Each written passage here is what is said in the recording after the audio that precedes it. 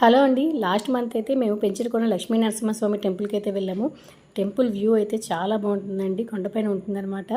Temple back side ఒక 2-3 కిలోమీటర్లోనే ఒక మంచి వాటర్ ఫాల్స్ ఉంటుందని చెప్పారు. మేమైతే ఇక్కడ వరకు వచ్చాం కదా, చూద్దాం వాటర్ ఫాల్స్. వ్యూ అయితే చాలా బాగుంటుంది. అక్కడ ఏంటంటే నార్మల్గా కాకుండా వాటర్ ఫాల్స్ పడేటప్పుడు మనకి పాలదారిలా పడుతుందన్నమాట. చాలా బాగుంటుందని చెప్పేసి స్టార్ట్ అయ్యాము. కాకపోతే మేము చేసింది ఏంటంటే ఉదయంకి అయితే బాగున్నాం, మధ్యాహ్నం మంచి ఎండ, ఇంకా నడవలేకపోతున్నాము. మా అన్నయ్య, మా వదిన, మా జోషి అయితే ముందే నడుచుకుంటూ వెళ్ళిపోతున్నారు గబగబా.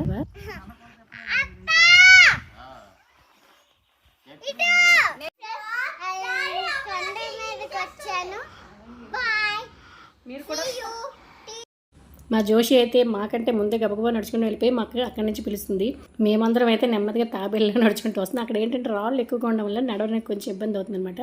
ఎవరికైతే ట్రెక్కింగ్ ఎక్కువగా ఇష్టం ఉంటుందో వాళ్ళకి చాలా బాగా ఎంజాయ్ చేస్తారండి. ఎలా ఉంది నీ ఫీలింగ్, ఎక్స్పీరియన్స్?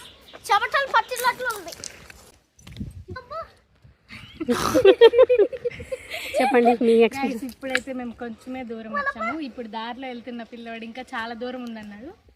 నీళ్ళైతే ఏం లేవంట, అయినా కానీ మేము ఊరికే వెళ్తున్నాం.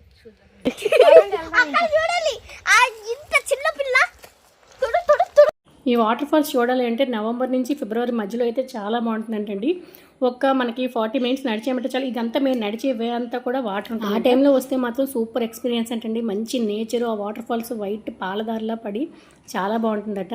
కాకపోతే మాకు తెలియక మేము ఈ టైంలో వచ్చాము. నెక్స్ట్ టైం వచ్చేటప్పుడు మళ్ళీ చూపిస్తానండి. మధ్యలో వచ్చే వాళ్ళని అయితే అడుగుతున్నాము, ఏమైనా వాటర్ ఫ్లో ఎక్కువ ఉందా ఏంటంటే వాటర్ ఫ్లో ఎక్కువ లేదు, వర్షాలు పడేటప్పుడు ఎక్కువగా ఉంటుంది, నెక్స్ట్ మంత్ అయితే ఉంటుందండి, ఇప్పుడు అంతా ఉంటుందని చెప్పారు. ఇప్పటికే మేము మళ్ళీ మాడిపోయాము అనమాట. ఇంకా వెళ్ళినా యూజ్ లేదని చెప్పి మధ్యలో ఇంకా ఆగి కొన్ని ఫొటోస్ అయితే తీసి రిటర్న్ వెళ్ళిపోయాము. మీలో ఎంతమంది పెంచలకోన ఈ వాటర్ ఫాల్స్ చూసారో కామెంట్ సెక్షన్లో కామెంట్ చేయండి. ఎవరైనా చూడకపోతే డిసెంబర్ నెలలో వెళ్ళండి, అప్పుడైతే బాగుంటుందంట.